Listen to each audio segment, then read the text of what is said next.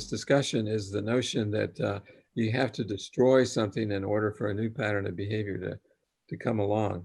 That seems to disturb people. So let me refer to Ashby's example of the automatic self-strategizer.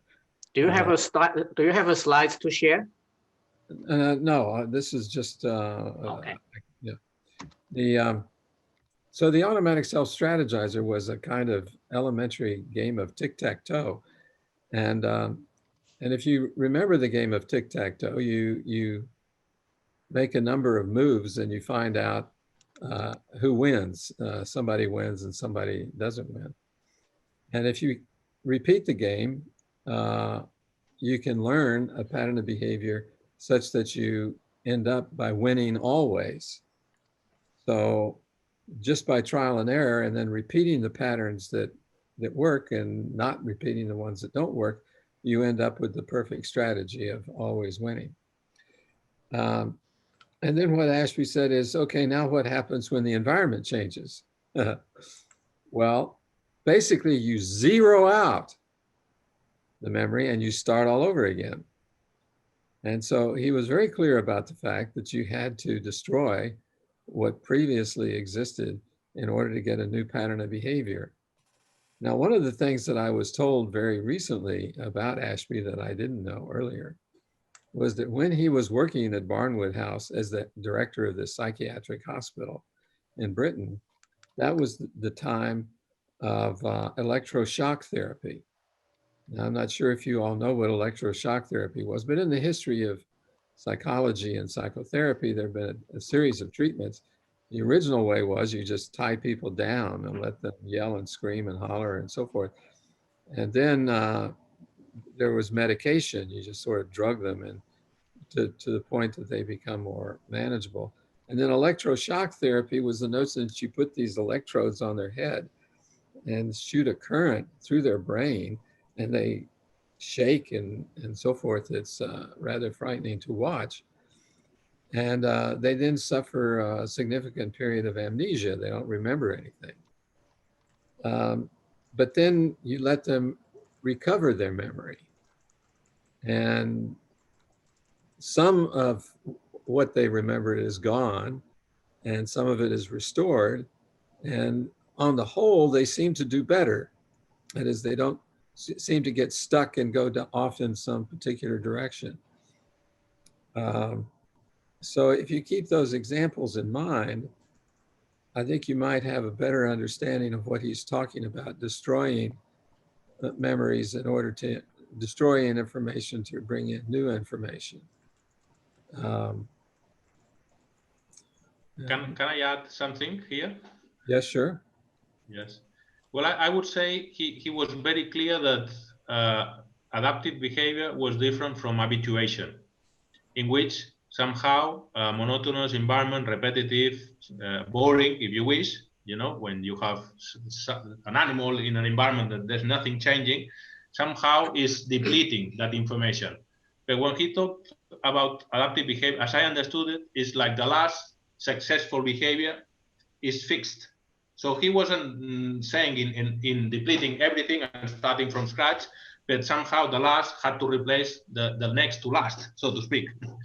Yeah. And the inverse process was habituation, in which you had the opposite effect, which is everything that you had learned eventually was depleted because you had a monotonous environment, which made you forget everything. Yeah. Another thing that I find useful is to think of Ashby's theory of adaptation is two nested feedback loops, one inside the other, so that you have a frequent feedback loop that makes minor changes. That's when you're learning a pattern of behavior. And then there comes a time when it just doesn't work. And so you have to say, okay, we got to get rid of this and start over again. That's the second feedback loop. So the second feedback loop says, what you just learned doesn't work. You got to learn again. And that's what gives you ultrastability, that you learn and then you zero it out, you learn again, you zero it out, you learn again. And you can apply that to politics. If in the United States, we're currently going through a very strange transition. And we're trying to destroy the old regime and get a new regime in. So what happens when a new regime comes into power, they put people in positions and they learn where the copier and the coffee machine is and so forth. And then they go about creating a new pattern of behavior. And after a period of time, 2 years, 4 years, something like that, you ask the voters, how's it working? Do you like this? And they either say yes or no. They continue the administration or they don't.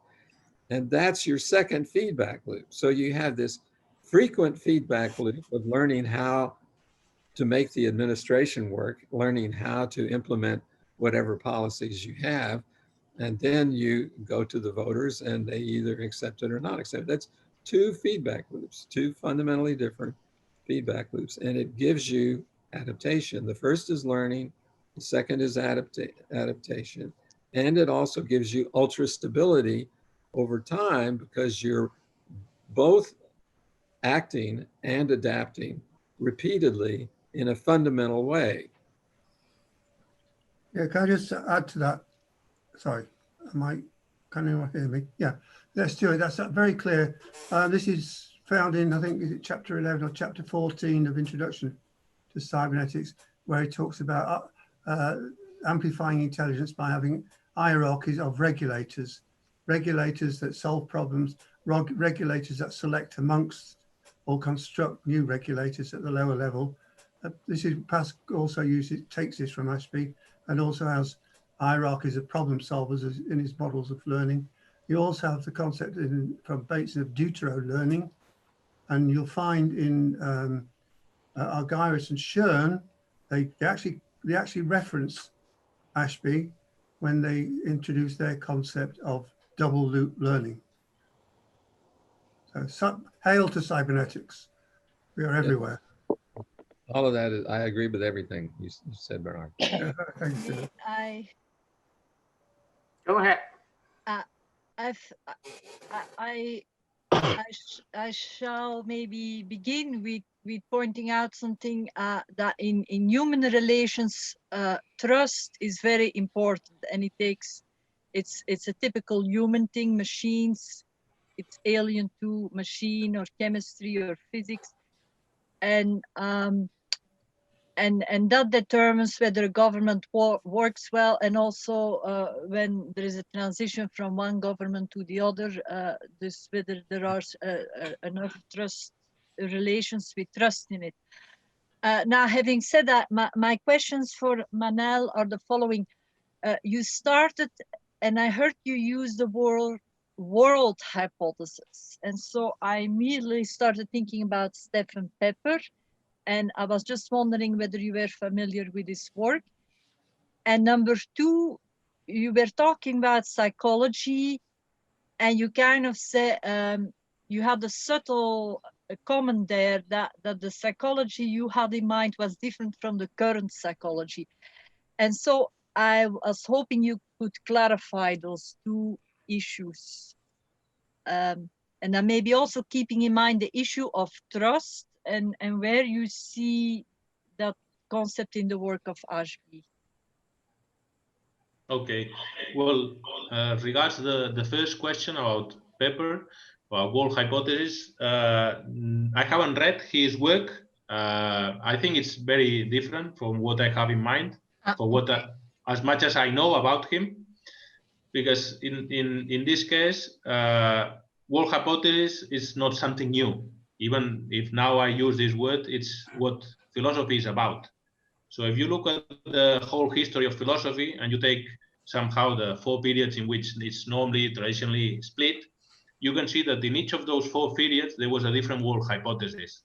The world hypotheses that were useful for science in the sense that they could ground science was only the modern one, the one inaugurated by Descartes, the French philosopher.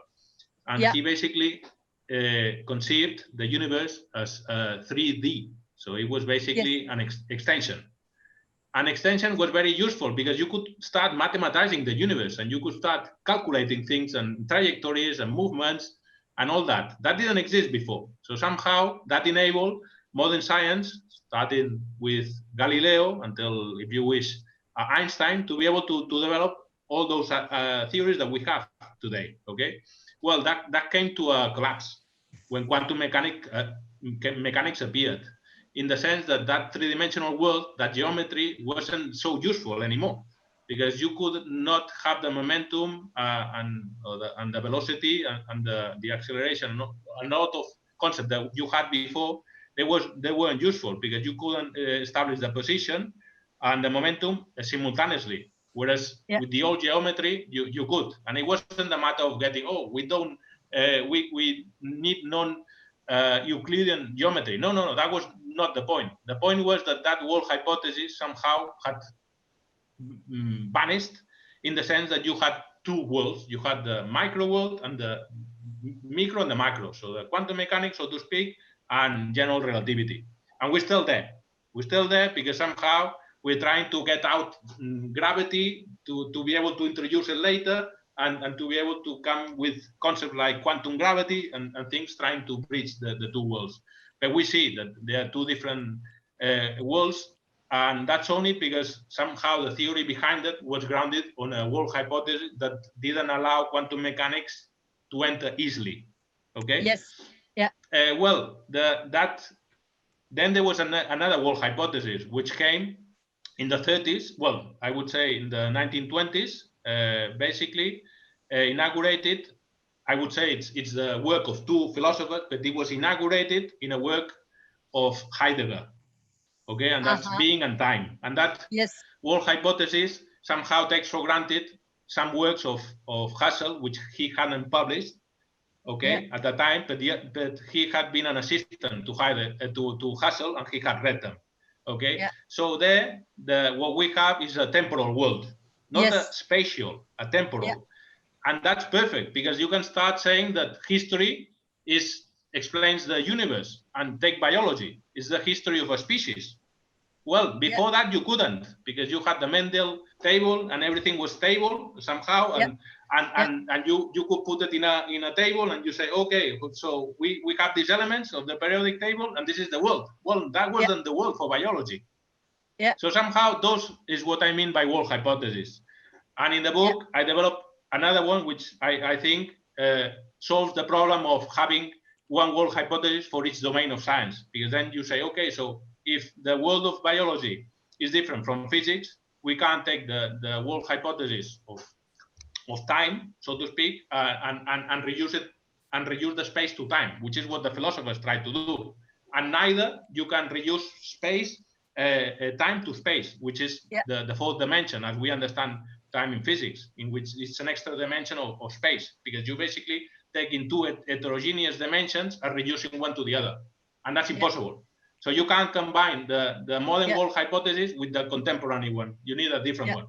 Well, that's completely different to Pepper, because I think no, actually, that's exactly what Pepper is saying. But either way, I like also what you're saying. Okay. Well, as I understood him, he comes with a lot, and he ends up with biology or evolution as the last one, or something like that. We can talk more at another time. I like to hear now what your comments on psychology. Yes, in psychology, I would say that there was a consensus towards functional psychology, I would say in the 20s or 30s. And that meant that lots of psychologists at the time were coming together. They were approaching each other in the sense that they were accepting the environment and the organism. So somehow you can't separate one from the other. Of course, you had other psychologists which focus inside, the self and the personality, and didn't take so much into account the environment. But at one point, there was a consensus. Of course, if you also talk psychoanalysis, it's also related with the mind and investigating the mind and making conscious certain things that have been forgotten, and that's why it doesn't operate well, the organism. But the consensus at one point between, I don't know, if you take 3 or 4 theories or schools that were emerging at that time, they had a lot in common. And that is the consensus that I saw at that time. Okay. Which is lost. It has been lost in the 50s. Yeah. How many domains do you distinguish? 4. But there's a lot of science in each of them. I mean, you have the physical sciences. which The we all biological. know, and chemistry and all this. But in biology, you have genetics, okay, population genetics. You have natural history or evolution. You have zoology and different fields, which are also part of natural history, in the sense that you have a tree of species, and you have different lineages and common ancestors and all that, and you also see it in botanics with the plants, okay. So, and then you have lots of sub fields related with genetics or molecular biology. So there's a bunch of things that somehow belong to biology. But then when you get to the cybernetic world, as I understand it, you have ethology, which is the behavior of animals, in which in that case you have things that are instinctive, you have learned behaviors, okay, and then you have in relation to physiology, you have the nervous system, which can be seen in two parts: the outward oriented, related with the central nervous system, and the inward oriented, which relates to homeostasis and the autonomic system, you know. And then you have psychology, which is a lot related with behavior and perception. So that's how I see that domain. When we get to the human sciences domain, I see four sciences there. I see economics, law, ethics, and aesthetics or art. Well, I explained those different domains in the book, but basically that's how I see that all those domains somehow need to be grounded on a world hypothesis, and needs to take into account or do justice to the heterogeneity of the universe in terms of space and time. And that's why in each of those domains, the axiom is that space and time is different. But that doesn't mean that it's in contradiction with another domain, because somehow cybernetics takes into account also what has happened in biology, and biology what has happened in physics. So it's not like one is replacing the other in any sense. But you don't see communication and interaction between humans as a special domain. No, I mean, I think it's always there, but since I assume that, well, I haven't talked, but the world hypothesis, I assume that we are entangled systems. So it's by definition part of a system, the communication. But that's not only, similar. It's similar, yeah, but not only in the human world, also in the cybernetic world. And Okay, also not different from our relation with nature. No, at all. I mean, in an ecosystem, for instance, you have all those communication between all those different species. So also in biology, you see that. Okay. Thank you. I have another question about the psychology, because you put an emphasis on functional psychology, and then say something changed in the 50s. Now, my question is about the difference between European approaches and US approaches.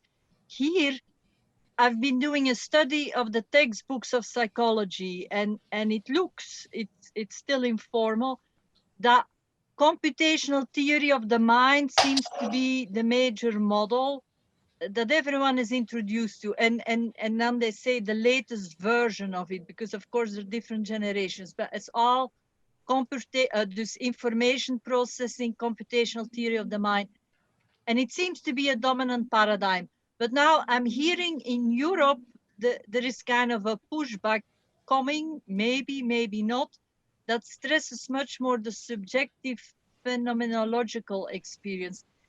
And I'm just wondering, I understand your book is about Ashby, but whether you can shed some light on that there is a clash coming maybe between very... Yes, I would say that as from the mid-50s, that paradigm that you were saying, which is conceiving the mind as a computer, okay, it's what was behind that interdisciplinary program called cognitive science. Okay, so you had artificial intelligence, computer science, you have everything, even anthropology, you had philosophy, you had everything. It was a big mix. Well, I think nothing came out of that, as I understand it, in terms of theory building. I don't say that there wasn't anything interesting, and I think artificial intelligence has done quite well in some aspects, but has returned to the environment. So somehow, instead of understanding that the mind models, like a computer, models the environment, I think that's one of the weakest parts, in the sense that there's been a chasm, as I see, between the organism and the environment, by postulating that the organism or the brain has a model of the environment. So basically what the mind is doing is paralleling the outside world. And if it gets it right, then we've all got it right. And that's what we're trying to do with computers. May I finish one last question? Okay. There is this guy, David Deutsch, who believes that we can develop a new generation of computers where we don't have where we can save artificial intelligence, and he calls it artificial general intelligence. Like this, that the computers can become literally identical to humans. So so what are your thoughts on it, and where would Ashby be in this thinking? Well, I mean, I can't talk about Ashby, but everyone knows about the regulator, no, and about they have to have a model of what is regulating, no, and the better the model, the better the regulation. So that's when I think that's where I think Ashby had given us that axiom between the organism and the environment. That's my understanding. So the central and periphery, which is something axiomatic, was given up there. As I understand it. I already talked about the early days, the early interest of cybernetics in self-organizing systems. One of the things that happened with the rise of symbolic AI, with Marvin Minsky and people like that, is that cybernetics was marginalized. It lost all its funding, and the concept of self-organization and the work of the cyberneticians in that area, including Pask and Ashby, was sidelined and largely ignored. In fact, there was a literature where there's a literature from an essay from Margaret Bowden, who was a UK advocate. She's still alive, I think, advocate of AI, saying that the concept of self-organization isn't fruitful. We need to take the computational approach to develop theories of intelligence. And when you say computer, they're talking about digital computers at that stage. Obviously, the world's moved on now, but we are seeing a resurgence of interest. We've seen it bit by bit over the last couple of decades, really. A resurgence of interest from certain people in the cognitive science, cognitive science, theory of mind people, who have been looking again at the concept, biological cognition and so on and so forth, particularly in robotics. So there are things afoot, and bit by bit, the artificial intelligence robotics world has been paying more and more attention to the work of the cyberneticians. And it still is a moot point, which you can read about in what's his name's book about the cybernetic brain. I've forgotten him for the moment, where Beer and Pask, amongst others, and the were trying to build analog machines that would learn and self-organize, and it was something that we did, which is a kind of unfinished project.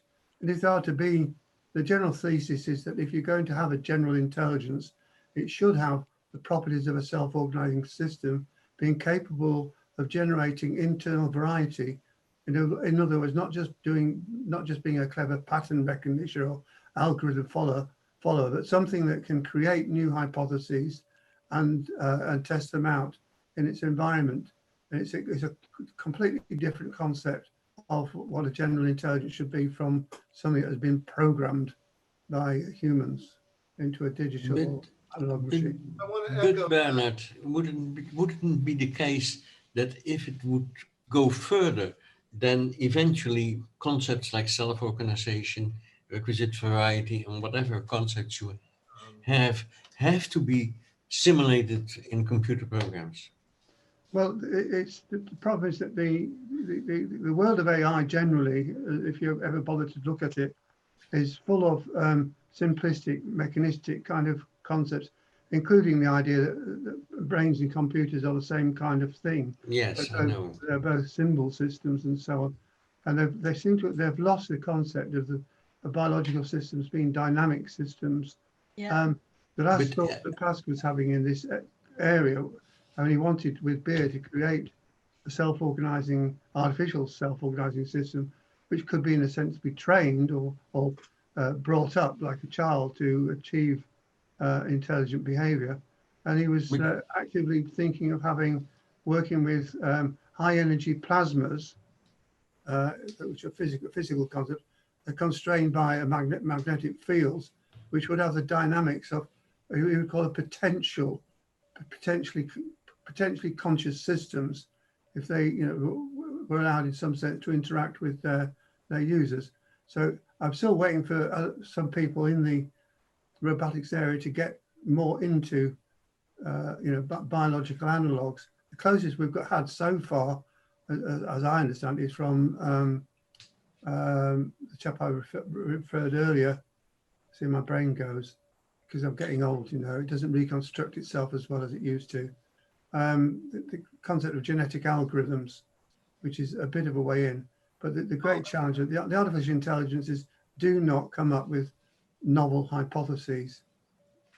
No, but that's not what I mean. I mean that if we ourselves wants to move the field forward, then we have to specify the algorithms or the equations from which we can elucidate what we are talking about.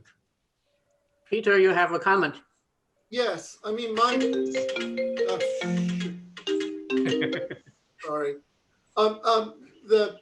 My doctoral work was all about self-organizing systems and how do you make systems open-ended? How do you open up systems so that they can formulate their own primitives? And Pask, an early set of issues with Pask. I got a junk call here. In the late 50s, Pask developed an electrochemical assemblage that could be steered to create its own observables. And it was an ill-defined system. It was a bunch of electrodes in ferrous sulfate solution. And it could be steered in a manner that would make it sensitive to the presence of sound or two different frequencies of sound. So that's sort of, and I wrote a paper called To Evolve an Ear about that.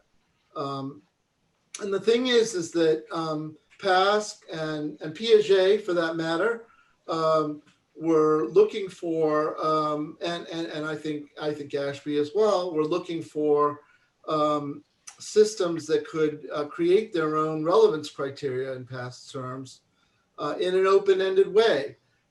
All of our computers, all of the symbolic AI stuff that's been done takes a fixed set of distinctions or features, and it operates within this closed space of possibilities. Whereas in biological evolution, the space of possibilities is ill-defined, and there is the possibility by basically tuning the hardware and self-constructing the hardware to come up with new primitives that are not in an existing symbolic system. So that is a fundamental limitation of symbolic AI and all approaches that involve a fixed set of primitive features.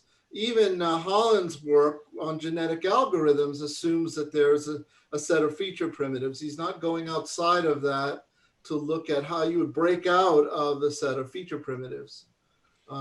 So what you're left with in those systems, in trainable machines, neural networks, genetic algorithms, is a fixed space. And so what you need then is some sort of system that's not only operating on discrete sets of functional states, but also can create new functional states, kind of out of the analog dynamics of the material stuff that's realized in the system.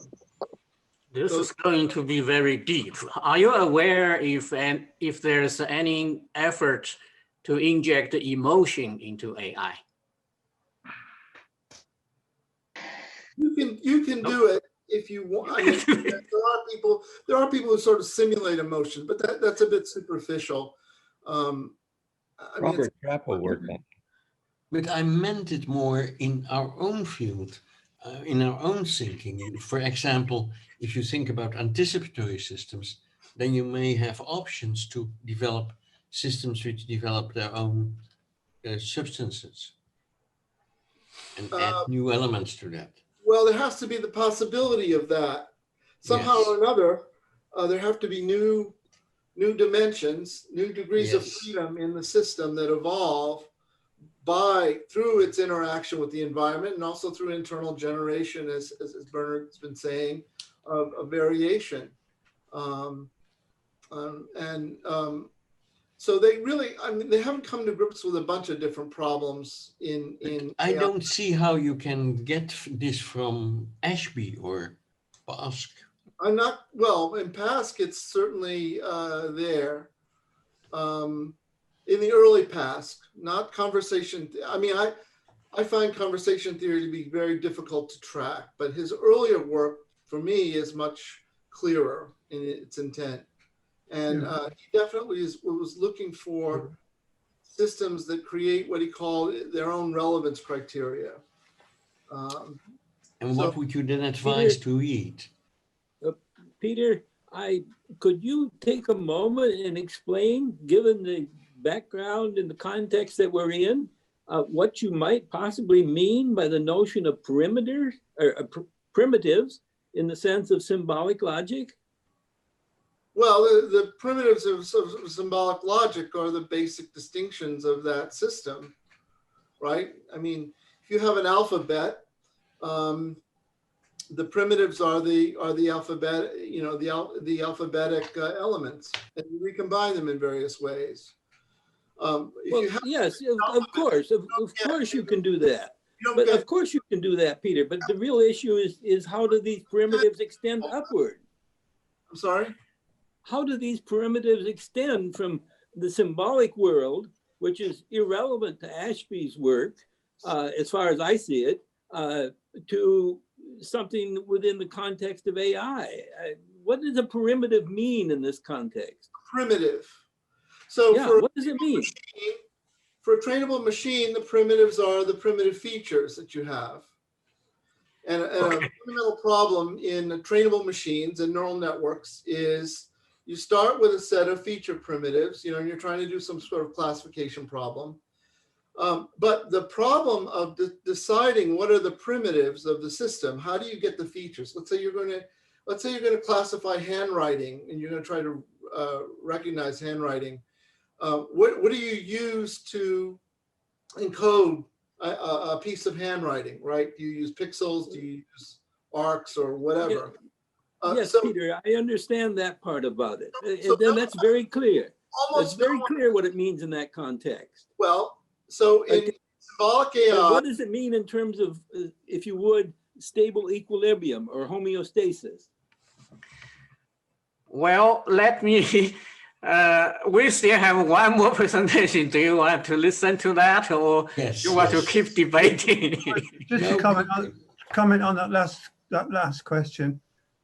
Ashby moved on from, it was part of the 1960s discussions on self-organizing systems, which I've already referred to.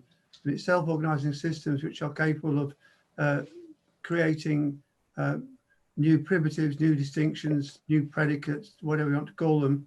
It's also known in logic as abduction. Okay. Well, can I just say one thing? Yeah, go ahead, finish. Historical note. In the late 60s, Minsky and McCarthy got control of the ARPA funding mechanisms, and they basically defunded all of the alternative paradigms, including neural nets, trainable machines, bionics, self-organizing systems. And we've been digging out from that. I mean, the Mansfield Amendment also played a role, but we've been digging out from that, and basically only neural networks have been revived as an alternative paradigm to symbolic AI. But self-organizing systems is actually what is needed by AI, among other things. Anyway, that history is buried because the proponents of symbolic AI really don't want to. It's barely in the history books. But it is also buried because there is no formulation of a research program. I would say PASC had a very coherent formulation of a research program, and it has died. And there were formulations of research programs on trainable machines. You know, Rosenblatt, Utley machines. There were statistical machines, and all that had to go underground for decades because it didn't have to go underground. It went underground. No, it had to go underground. Luke, there was no funding. It was. I was with PASC when the funding for cybernetics, well, the general cuts, but the funding he'd been receiving for 10 years from the United States Army and Air Force stopped. And at one point, for 1 year, the only people employed by PASC were his secretary, his general factotum who ran his lab and drove him around sometimes. You yourself. And me, and I was on half time. So we had to create a new research program, which led to the development of conversation theory and our work in education, where the concept of past understanding of learning as a dynamic process within self-organizing systems was central to his theory. It's still there, but it moved into the domain of education theory at large. It's all in his books. They're all available online, or some of them. Okay, that's